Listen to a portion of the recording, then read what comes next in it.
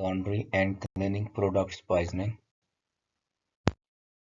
Detergents Detergents do not usually cause poisoning. They may cause allergic reactions, skin allergy, respiratory allergy. Brief description: surfactants used as cleaning agents, for example, laundry or dish detergents. Clinical features: abdominal pain, vomiting caused by foam formation, maybe hematemesis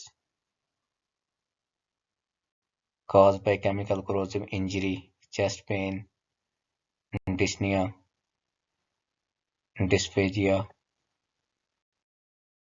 Management: secure airways, oxygenation, monitoring, fluid resuscitation. Due to chemical corrosive injury, there can be perforation of the esophagus. Moreover, due to foaming or frothing, there may be a foam in mouth which could be aspired. So, secure airways. Endoscopy to evaluate severity of injury. Perform ABG to evaluate for pH. There may be metabolic acidosis. Anti-foaming agent, simethicone. Thank you.